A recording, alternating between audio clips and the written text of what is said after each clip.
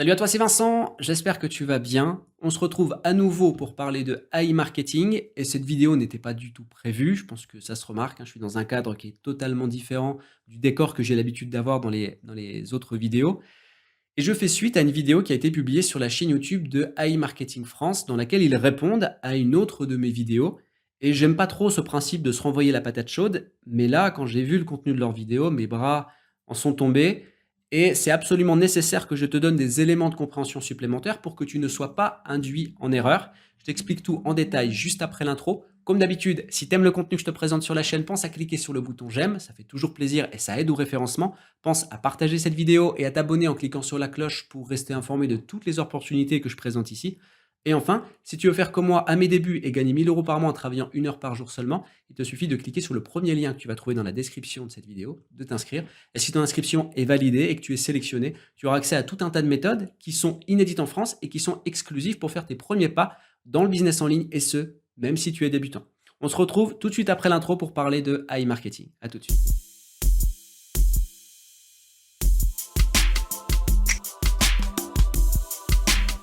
Ok, donc c'est reparti. AI Marketing France a publié une réponse à une de mes vidéos sur leur chaîne YouTube et je m'y attendais complètement et c'est tout à fait normal et légitime. Et j'avais même pas l'intention d'y répondre parce que je n'aime pas, comme je l'ai dit, renvoyer la patate chaude. C'est pas mon délire de faire des réponses par vidéo interposée.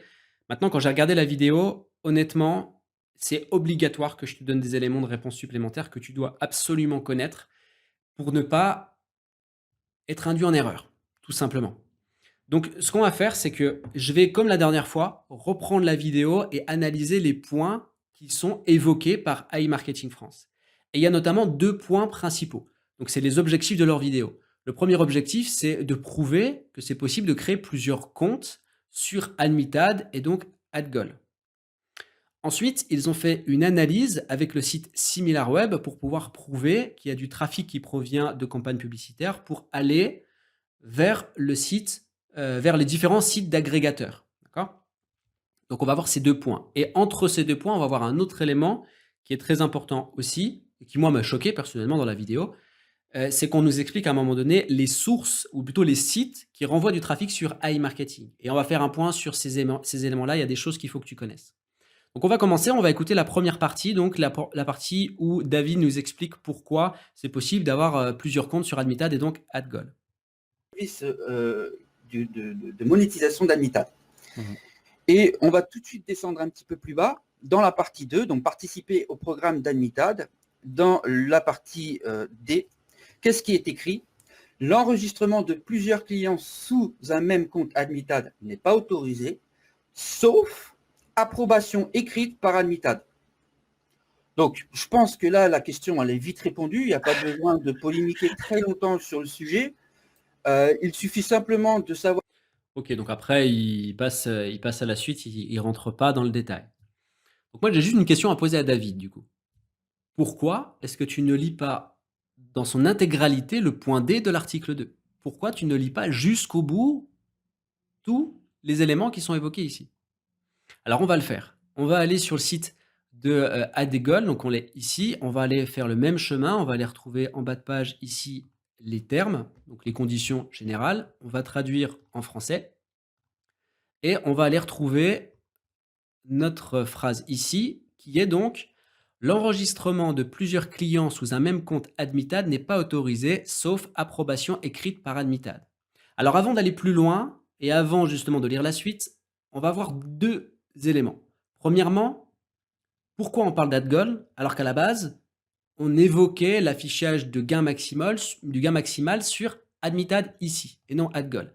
Alors, il faut savoir que Admitad et AdGoal sont deux sites différents, mais Admitad a racheté AdGoal. À la base, AdGoal, c'est une société qui est complètement indépendante et qui est d'ailleurs concurrente, qui était concurrente à Admitad. Donc, c'est un ad network, en fait. Donc, c'est en gros une plateforme qui va se charger d'avoir des partenariats avec différents agrégateurs, Decathlon, Lenovo, tout ce qu'on veut, et qui va permettre à des gens comme toi, comme moi, comme des entreprises de s'inscrire sur ces plateformes, comme Admitad, comme AdGoal, pour avoir accès facilement à ces différents partenariats et pouvoir vendre les produits de ces partenariats, sans passer par des démarches administratives et des serrages de main à non plus finir. Donc voilà le rôle d'AdGoal et d'Admitad. Donc Admitad a racheté AdGoal, ça leur a permis plusieurs choses, d'avoir les outils d'AdGoal et donc des outils utiles pour les affiliés, pour les éditeurs et aussi pour les annonceurs, et d'avoir tout un tas de programmes d'affiliation supplémentaires. On le voit ici sur un article du blog admitad.com. Donc, je mettrai l'article en description de cette vidéo. Et qu'est-ce qu'on nous dit? On nous dit donc qu'est-ce qui va se passer avec AdGoal, parce que c'est un article qui date de quand? Qui date de 2019. On nous dit jusqu'à la fin de 2020, AdGoal cesse d'exister en tant que marque à part et tous les outils seront intégrés dans le système Admitad pour les éditeurs. Il y a une grande synergie entre Admitad et AdGoal que nous allons développer davantage. Donc ça veut dire que jusqu'à la fin 2020, AdGoal et Admitad étaient encore deux choses séparées, on va dire entre guillemets, même si l'entité reste la même, Admitad. Aujourd'hui, début 2021, tous les outils de AdGoal sont intégrés à Admitad. Donc il y a plusieurs outils, comme par exemple le fait d'éviter les liens cassés. Je te passe tous les détails, ça je te laisse découvrir l'article si c'est quelque chose qui t'intéresse. Mais ce qu'il faut retenir, c'est que Admitad et AdGoal ont la même entité, le même bureau directeur, si tu préfères, c'est Admitad.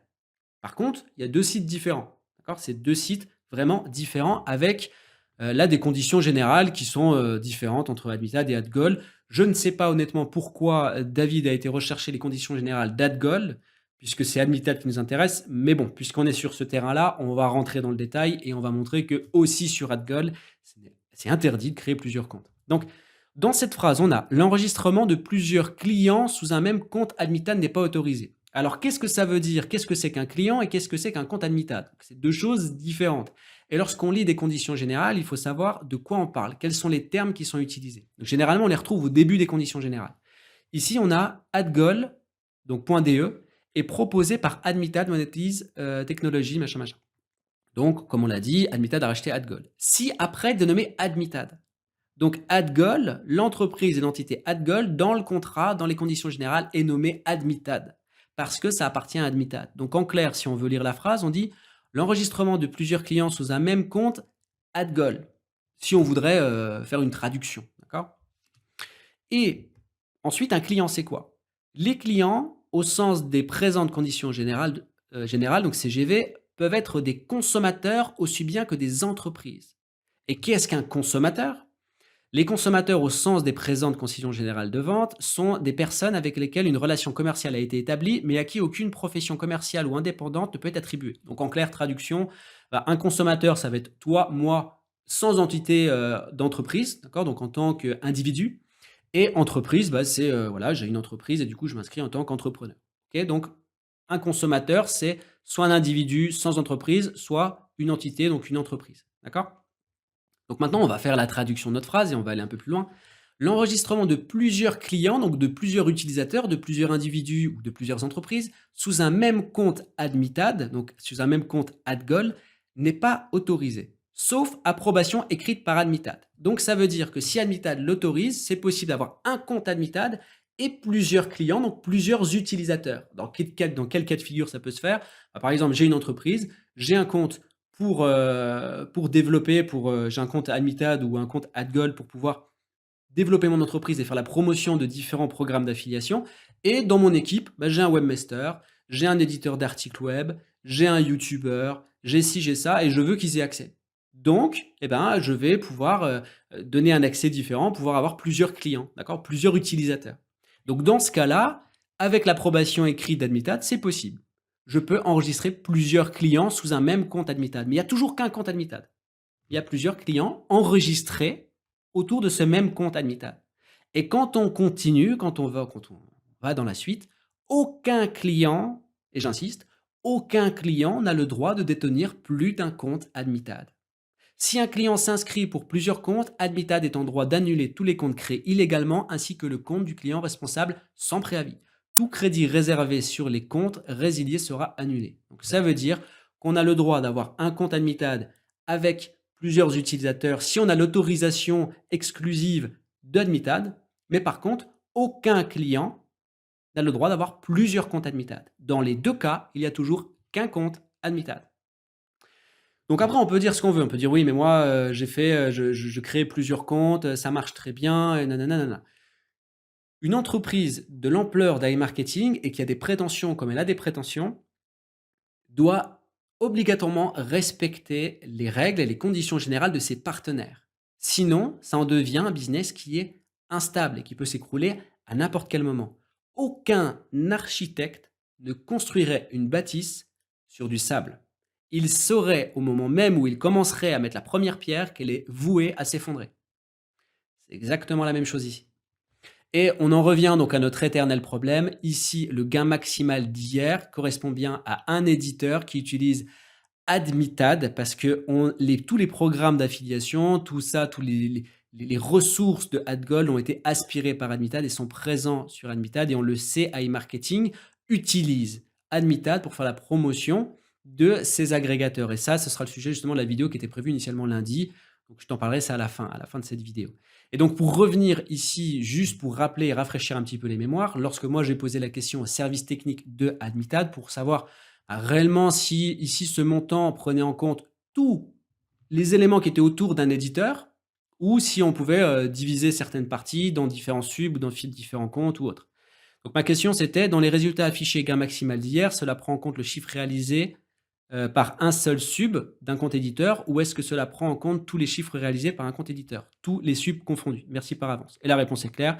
Oui, cela prend en compte le chiffre réalisé par un seul compte éditeur avec tous ses espaces publicitaires. Avec tous ces espaces publicitaires. Donc là, c'est clair. Donc ce premier point, on le clôt. Il est terminé.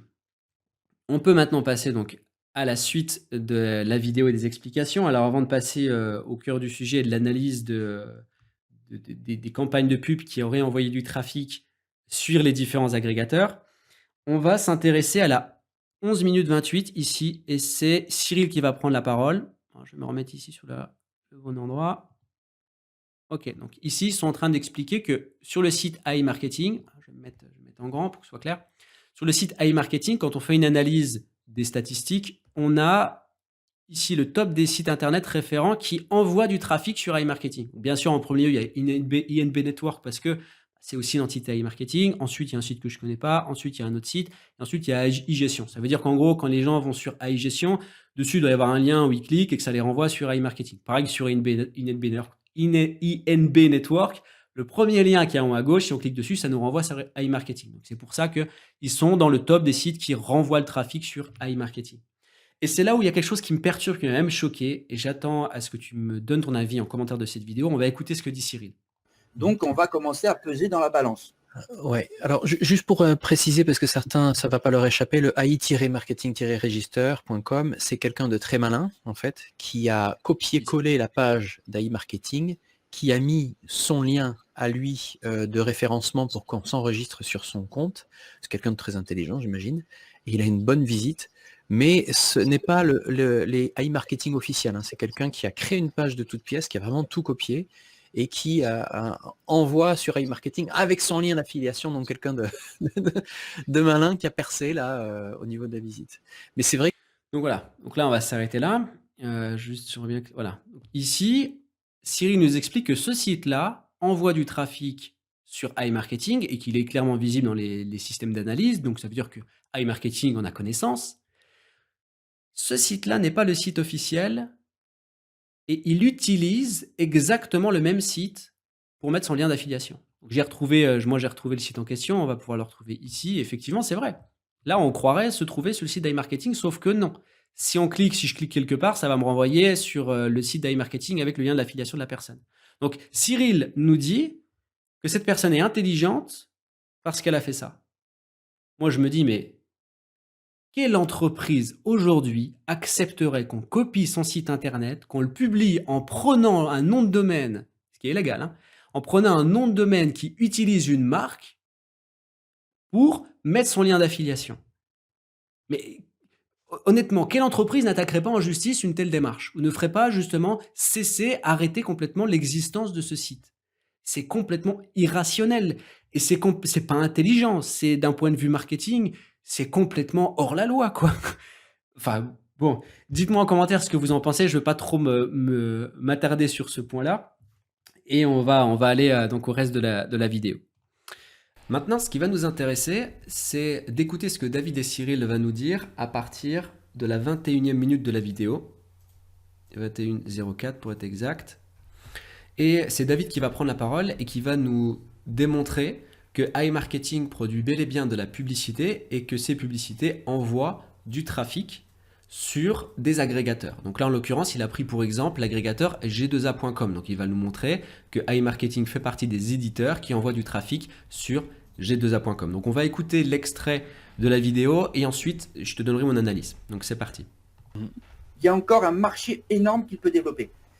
Je vais quand même continuer la petite visite parce que si on veut se rendre compte si iMarketing est bien dans les éditeurs, eh bien, on va aller voir au niveau des pubs et on va se rendre compte qu'ici, on a donc le domaine référent et on retrouve bien iMarketing qui est dans le domaine finance et donc qui correspond donc à la part du trafic de 2,44%. Donc là, David nous explique qu'il est justement dans la partie publicité et qui retrouve donc les différents éditeurs qui font la publicité de G2A.com via les régies publicitaires. Donc les régies publicitaires, c'est Admitad, Awin, etc. Et il nous explique donc on retrouve iMarketing en 11e position avec une part de trafic à 2,44%. Donc quand on a ces éléments, les trois questions qu'il faut que vous vous posiez, c'est premièrement sur quel volume on parle. 2,44% de quel volume? Il faut savoir sur quelle période et sur quelle géolocalisation.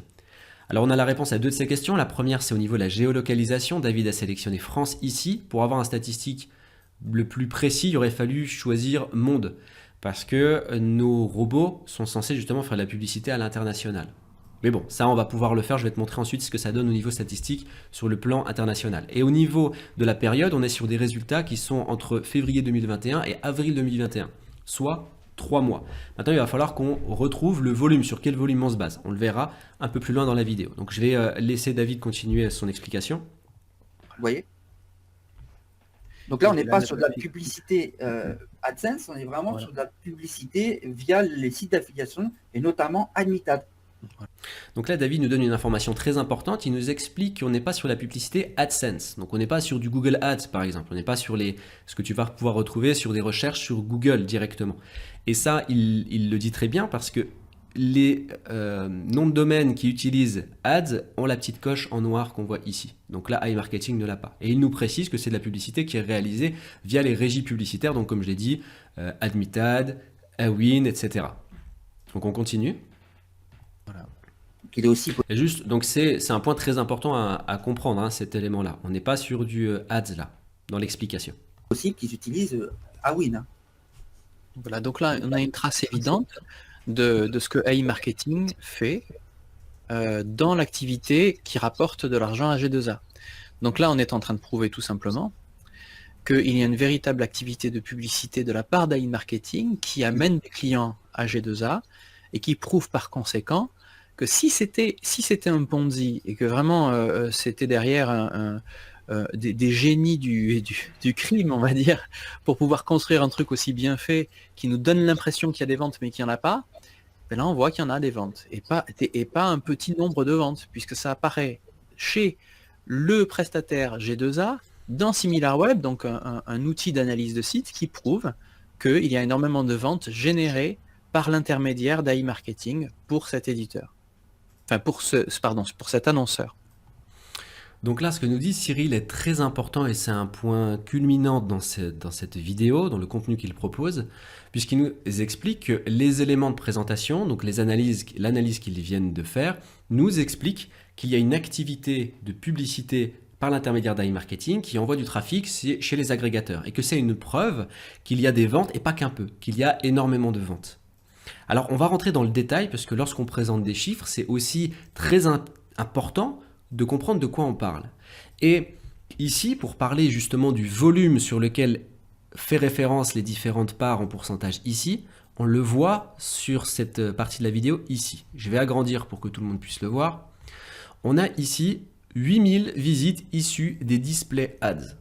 Ça veut dire que ici, quand on va prendre le total des agrégateurs, donc les 35 éditeurs qui sont référencés ici, envoient au total 8000 visites, donc je pense que c'est arrondi, et c'est 8000 visites, hein, c'est pas 8000 millions, 8000 milliards, c'est 8000 visites, c'est pas 8000 ventes non plus, c'est 8000 visites qui sont envoyées par la totalité des 35 éditeurs sur une période de 3 mois. Donc ça, il faut bien s'entendre, et en France. D'accord ? Donc, Si on reprend la part de pourcentage qui, je crois, était à 2,44%, je vais essayer de la retrouver, je ne sais plus où est-ce que c'était exactement.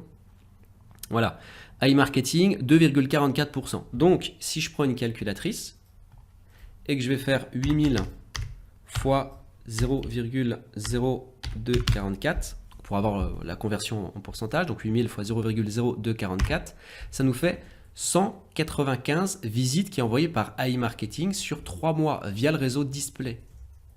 Et donc, si on le divise par 3 parce qu'il y a 3 mois, ça fait 65 visites par mois. Alors, je sais pas ce que tu en penses, mais moi, je trouve ça pas ouf du tout, même très inquiétant pour le coup.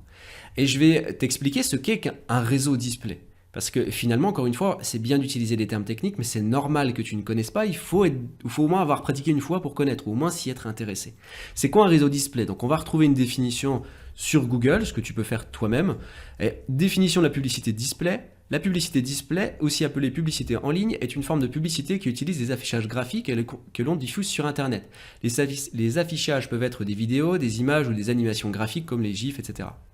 Donc, les publicités sont le plus souvent diffusées sur les sites web ou sur les réseaux sociaux. Donc en clair, par exemple, si tu vas sur un blog que tu aimes bien, tu vas pouvoir trouver de la pub à droite ou des bannières en haut. C'est de la pub, c'est du réseau display. Si tu cliques dessus, tu vas arriver en fait sur une entreprise, une boutique sur laquelle tu vas pouvoir acheter. Si tu achètes, il y a une partie de la commission qui va revenir à l'éditeur, au site sur lequel tu as visité. Donc ça, c'est important de connaître cet élément-là pour la suite. Donc là, on va rentrer un peu plus dans le détail et on va regarder surtout une analyse sur le plan monde pour avoir vraiment une vraie statistique, mais déjà sur ce premier point, l'analyse que nous fournit David et Cyril ne crédibilise pas du tout iMarketing, mais fait plutôt tout l'inverse. C'est-à-dire qu'elle nous donne l'information comme quoi il y a seulement 65 visites par mois entre février et avril qui est envoyé depuis le réseau display. Alors si c'est ça, faire des ventes en masse, j'y connais plus rien en business en ligne. Donc maintenant, on va aller regarder du côté de SimilarWeb. Donc j'ai créé un compte gratuit, ça permet justement d'avoir pas mal d'options et surtout d'avoir par défaut l'option de monde disponible, d'avoir des statistiques sur le monde. Donc on va reproduire les recherches qu'a effectué David. Donc je suis sur g2a.com. Donc encore une fois, on est sur un agrégateur. On peut reproduire cette recherche, je l'ai fait par exemple sur Lenovo et on retrouve à peu près des choses similaires. La mécanique de recherche est la même, tu peux créer un compte si tu le veux sur SimilarWeb et faire les mêmes recherches. Donc qu'est-ce qu'il faut comprendre dans l'analyse de g2a.com, donc d'un agrégateur et des statistiques autour de cet agrégateur et quel va être le lien avec iMarketing? On va vraiment rentrer dans l'explication détaillée parce qu'il faut rentrer dans le détail pour que tu puisses comprendre tout. Il ne s'agit pas de donner des chiffres, on peut faire parler les chiffres comme on veut, on peut les manipuler comme on veut, si la personne à qui on parle ne connaît pas la définition des éléments qu'on va expliquer. Donc on sait que sur g2a.com, sur la période de février 2021 à avril 2021, sur le plan international, a eu 28,67 millions de visites. D'accord ? Si on va un peu plus loin dans les statistiques, on retrouve donc ici 28,7 millions. On voit ici que les sources du trafic de g2a.com, qui est un des agrégateurs d'iMarketing, la source principale, c'est le direct. Des gens qui vont directement sur le site internet sans passer par un intermédiaire. Ensuite, ça va être l'email, les réseaux sociaux, la recherche organique, donc ça va être le référencement naturel sur Google par exemple, les recherches payantes, donc en gros les Google Ads si tu préfères, et ici 1,95% de display ads. Donc c'est ce qui va nous intéresser, c'est sur ces 1,95% que c'est basé David pour nous présenter son analyse. On va descendre encore un peu plus bas. Donc trafic de recherche, ça ne va pas forcément nous être utile aujourd'hui. Ici non plus. Alors là, il y a deux éléments qui sont importants. Trafic des médias sociaux. On va retrouver ici YouTube qui envoie du trafic, certainement par l'intermédiaire de chaînes YouTube et de YouTubeurs, vers g2a.com. Mais on n'est pas ici sur des éditeurs. D'accord ? Il faut bien faire la différence. On a Facebook, Reddit, etc. qui envoient du trafic sur g2a.com. Donc des gens qui vont cliquer sur des liens en description de la vidéo qui vont les rediriger par exemple sur g2a.com. En dessous, on a la partie publicité. Et c'est sur ça qu'on va se baser. C'est à partir de ce panneau-là que David a fait son analyse. On a ici des éditeurs. On va retrouver YouTube avec un pourcentage qui est complètement différent de celui-ci. Parce que dans cette partie-là, YouTube est éditeur, donc en gros affilié, et va se servir de la régie publicitaire pour faire la publicité de g2a.com via le réseau display. D'accord ? Donc ici, on a les éditeurs, donc les affiliés, qui font la promotion ici de l'annonceur, donc g2a.com, via les différents réseaux, comme par exemple Admitad, Awin, etc. Ok ? Maintenant qu'on sait ça et qu'on a la définition de ce dont on va évoquer, on va rentrer dans l'analyse du trafic publicitaire display, c'est-à-dire le trafic qui est envoyé sur g2a.com par les éditeurs à travers les régies publicitaires. Donc on va aller ici dans éditeur et on a donc les mêmes informations que David, avec des éléments différents puisqu'on a paramétré ici en partie monde et non en partie France. Donc ici on a plus 8000 visiteurs qui ont envoyé 8000 visites issues des display ads, mais 460 000. D'accord ?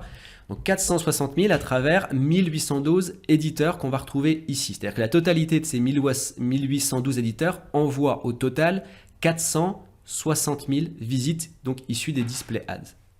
Donc là, moi j'ai un compte gratuit, donc je ne vais pas pouvoir retrouver la place de AI Marketing. On sait juste par contre qu'il est au niveau de la catégorie, qu'il est en finance et investissement. On pourrait imaginer que c'est eux ici. Donc il y aurait 0,62%. Je n'ai pas l'information, mais on va dire que dans le meilleur des cas, c'est eux. Donc on va reprendre le calcul. Et si on fait, donc ici on avait dit qu'il y avait combien ? 460 000 multiplié par le pourcentage ici de 0,62. Donc multiplié par 0,0062. Donc pour avoir 0,62%, on n'est même pas sur 1%, ça nous fait au total un trafic à 2852 visites issues des display ads, donc de la pub display, sur 3 mois. Si on le divise par 3, ça fait 950 visites par mois. Donc moi je trouve que ces chiffres sont pour le moins très très inquiétants, parce que si c'est par cet intermédiaire que les campagnes de pub sont créées via AI Marketing, on est loin de la performance qui est annoncée. 950 visites par mois, c'est rien du tout. Et d'ailleurs, si on revient ici dans la partie performance du site web, donc David nous présente le réseau display qui représente seulement, on l'a vu, 1,95% du trafic total du site internet. Alors moi la question que je me pose, c'est pour quelles raisons on va rentrer dans du détail du display ads sans aller rechercher des informations peut-être plus importantes comme les campagnes publicitaires ads qui pourraient être faites par AI Marketing. Pourquoi on reste sur ce trafic qui est extrêmement faible? Et surtout, qu'est-ce qui justifie le fait de dire que les statistiques qu'on vient de présenter et qui sont très très faibles justifient la vente en masse par AI Marketing? Non, ça justifie rien de tout ça. Du coup, ce qui serait vraiment intéressant, c'est de nous montrer des statistiques de AI Marketing en tant qu'éditeur qui fait la promotion de g2a.com via un réseau ads et non un réseau display qui représente absolument rien en termes de volume de trafic.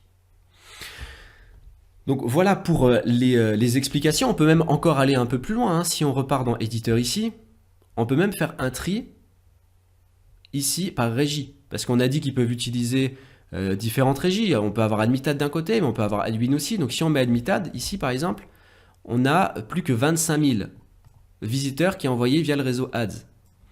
Et ici, c'est pareil, les chiffres ils sont encore beaucoup plus faibles. Si on prend ici le dernier en finance crédit, c'est même pas celui-là, mais on va dire que c'est ça, on est à 0,11% de 25 000.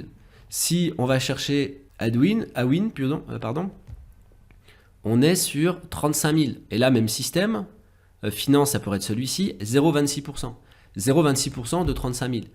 On est sur rien du tout en termes de trafic. Pour de la publicité, on est sur rien du tout. Alors, à ce stade, bien sûr, il peut y avoir l'utilisation d'autres réseaux publicitaires.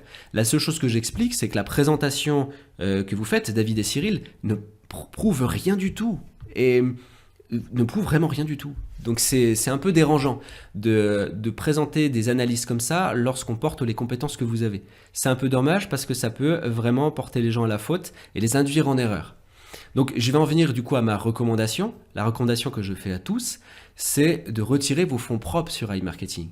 Puisqu'on est bien d'accord que AI Marketing a besoin bien évidemment de votre argent pour pouvoir faire fonctionner les robots et lancer des campagnes de publicité, mais le cashback que vous avez généré jusque-là, c'est, à en croire justement ce qui est expliqué sur AI Marketing, c'est de l'argent réel. Donc retirez vos fonds propres pour faire tourner le cashback, plus que il n'y a pas de raison qu'iMarketing ne puisse pas faire tourner les publicités avec votre cashback alors qu'il le fait au départ avec votre argent propre. Sécurisez, comme ça, si c'est un Ponzi, vous êtes sécurisé. Si ce n'est pas un Ponzi, dans ce cas-là, iMarketing pourra très bien continuer à travailler avec l'argent que vous avez laissé sur la plateforme iMarketing. Et dans ce cas-là, il n'y aura pas de souci. Et il vaut mieux faire ça parce que là, on est vraiment sur une situation de doute, encore une fois. Il n'y a absolument rien qui nous prouve aujourd'hui qu'iMarketing est réellement une entreprise fiable. Et quand je vois des éléments qui sont présentés comme dans la vidéo qui a été publiée, c'est pour ça que je me permets de faire une vidéo un petit peu instinctive comme ça, quand on voit ces éléments, ils vont plutôt en défaveur d'iMarketing. Parce que ça ne va pas du tout rassurer là ce qu'on vient de voir en termes de volume de trafic qui arrive de la publicité display vers un agrégateur. Je ne sais pas ce que tu en penses et j'attends est-ce que tu me donnes ton avis en commentaire de cette vidéo. Dans tous les cas, ne te prends pas la tête, sécurise ton investissement et je te souhaite une excellente journée. Ciao.